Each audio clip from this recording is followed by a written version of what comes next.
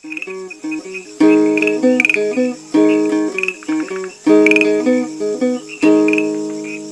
Taïwan International, les joies de l'éco-construction. Bonjour à toutes et à tous, bienvenue dans ce nouvel épisode des joies de l'éco-construction. Ici Sasa et je vais vous accompagner au bout de vos rêves. Et oui, ce n'est pas une plaisanterie. Qui n'a jamais rêvé de construire soi-même une cabane dans les arbres ? Nous sommes certainement très nombreux à nourrir ce rêve d'enfant. Vous l'aurez compris, aujourd'hui nous allons parler de la construction d'une cabane dans les arbres. C'est une cabane en bois, dont vous avez peut-être déjà eu un aperçu dans une vidéo récemment publiée sur la page YouTube de RTI. Dans nos rêves d'enfants, on construirait volontiers cette cabane en 3 coups de baguette magique ou en claquant dans nos doigts. Mais gardons les pieds sur terre. Ce n'est pas aussi simple, c'est même plus compliqué que de construire une maison à même le sol, parce qu'il faut tenir compte des arbres et de leur croissance future.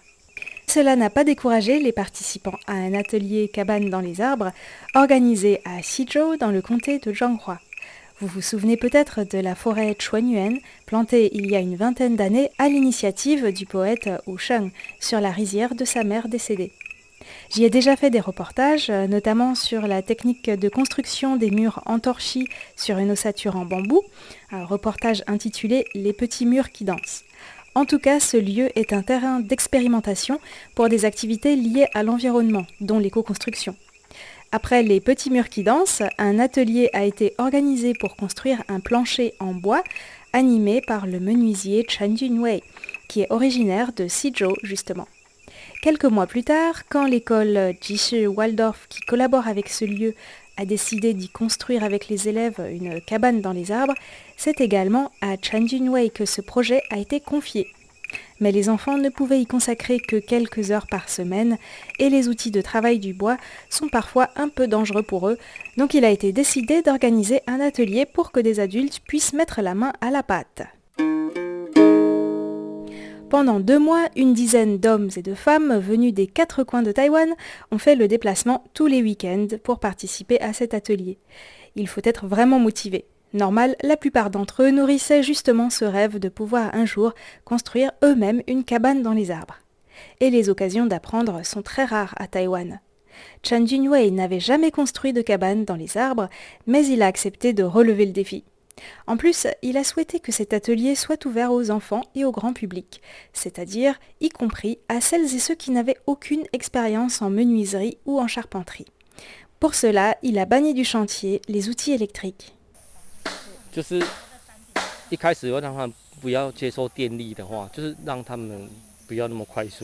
Dès le départ, on s'est dit qu'on allait organiser cet atelier sans outils électriques. L'objectif, c'était de ralentir. On est habitué à travailler sous pression, à tout faire à la va-vite. On veut tout de suite. Mais si l'on construit avec des scies électriques, c'est dangereux pour des gens sans expérience. Or, on voulait que cet atelier soit ouvert à tous, et la plupart des participants n'ont jamais fait de menuiserie auparavant.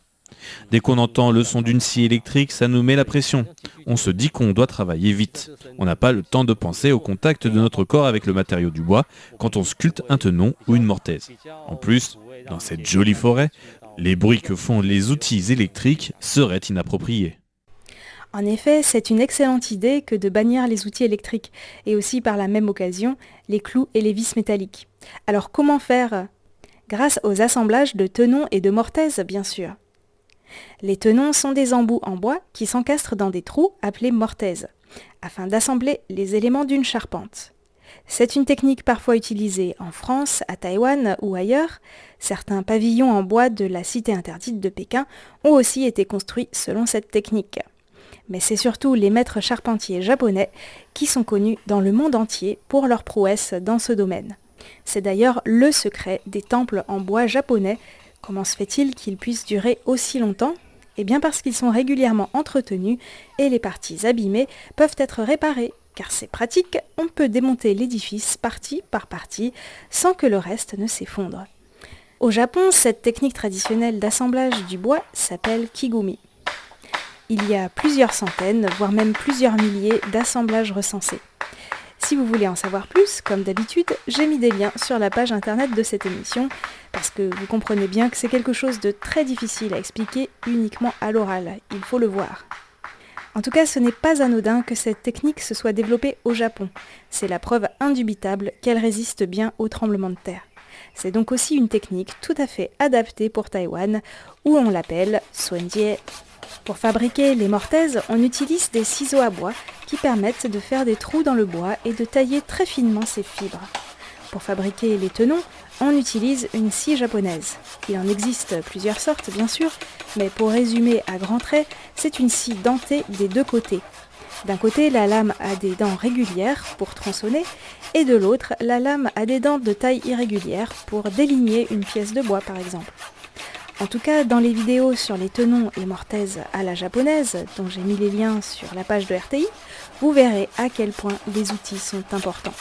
Les Japonais ont développé tout un tas d'outils ergonomiques pour fabriquer ces pièces de bois avec précision et sans avoir besoin d'électricité. Pour Chen Junwei, c'est important de savoir faire un trou dans le bois sans électricité.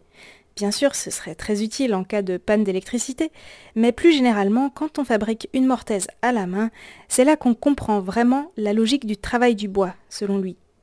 On doit apprendre à respecter un bois qui a des dizaines d'années et qui est souvent plus vieux que soi. Le bois utilisé pour l'atelier cabane ne provient pas de Taïwan. D'ailleurs, si vous avez suivi mes émissions, et notamment la série sur les forêts, diffusée en ce moment dans l'émission Taïwan dans toute sa diversité, vous savez bien que Taïwan importe 99% du bois utilisé en construction. Chen Junwei a donc utilisé du bois Documea kleinea, importé d'Afrique, qui s'appelle en chinois Aoguman. Quel est le plus grand défi dans la construction d'une cabane dans les arbres ? Pour Chen Junwei, il y en a au moins deux. Le premier, c'est qu'on ne construit pas à même le sol. Et le second, c'est que les arbres continueront à pousser. Dans le design qu'il a choisi, le poids de la cabane repose sur des piliers, mais ils ne sont pas très épais, parce que la cabane repose aussi un peu sur les arbres. En tout cas, il lui donne une certaine stabilité, comme vous pouvez le voir dans la vidéo. J'ai interrogé Chen Junwei sur la difficulté de construire en bois et sans électricité. N'est-ce pas trop difficile pour les personnes qui n'ont pas d'expérience en menuiserie ou en charpenterie ?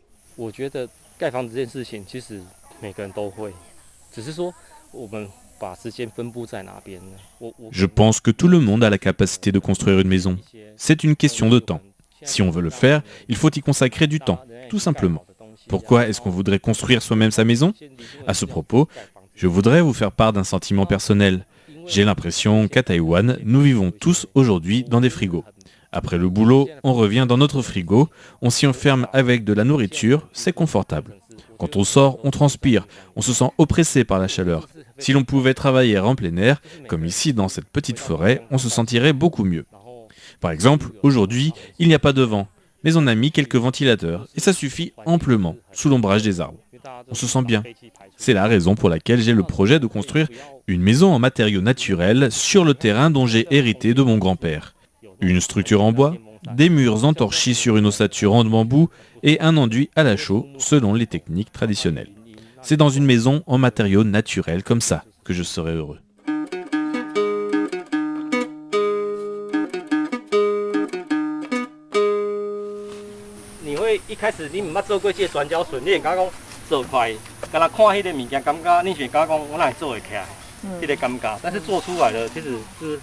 Au début, on pense qu'on n'y arrivera pas. Mais en fait, on peut le faire. Vous vous êtes tous bien débrouillés. La plupart des participants à l'atelier n'avaient pas d'expérience en menuiserie ni en charpenterie. Peng Zhongqi, qui vient de Hsinchu, a quant à lui une base en menuiserie. Il va donc plus vite que les autres.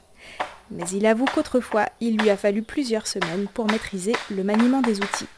Ça me rassure, car quand j'ai essayé de manier les ciseaux à bois, j'avais l'impression en le regardant que c'était très facile. Mais en fait, ce n'est pas si évident que ça. Peng Zhongqi m'a donné quelques conseils, ce qui m'a permis de progresser. C'est une question de temps et d'entraînement. Ce que Peng Zhongqi est venu apprendre ici, ce sont surtout les assemblages tenon-mortaise. Il a pu constater que c'est vraiment très solide. Pour lui, travailler avec des outils électriques, c'est rapide mais dangereux. Travailler sans électricité, c'est moins dangereux et ça donne un plus grand sentiment de satisfaction. Il rêve de construire un jour une petite maison en matériaux naturels par lui-même. Quand on lui demande pourquoi il aime l'éco-construction, il répond que pour lui, les matériaux naturels et le design qui permet la ventilation naturelle rendent une habitation très confortable, plus confortable qu'une maison en béton. Bien entendu, le béton a des avantages aussi, mais il trouve que c'est important qu'il y ait également d'autres choix en matière de construction. Chen Guoheng est quant à lui menuisier. Ça n'a pas été facile de trouver un moment pour l'interviewer, car il était pris par le travail du bois, un peu comme en méditation. Son rêve, c'est de construire une maison en bois. Il a déjà acquis les compétences pour le faire, mais à Taïwan, il faut qu'un architecte assermenté valide les plans pour que ce soit légal, et ce coup de tampon coûte cher.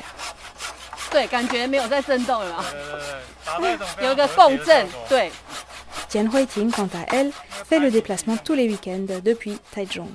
Elle n'avait aucune expérience en menuiserie. Elle s'est d'abord intéressée à la forêt Chuanyuan avant de s'intéresser à l'atelier. L'histoire du poète Wu Sheng l'a beaucoup touchée, car c'est un poète engagé non seulement par sa plume, mais aussi en acte, puisqu'il a créé cet endroit. Tian Huiting trouve cet atelier très intéressant, car cela lui permet de créer de ses propres mains. Ces 2 dernières années, on fait de plus en plus de choses en ligne, en virtuel. Ici, on ressent avec son corps ce que l'on fait, explique-t-elle. Quand on crée avec ses mains, on se reconnecte à soi-même et on reprend la mesure du temps qu'il faut pour faire les choses.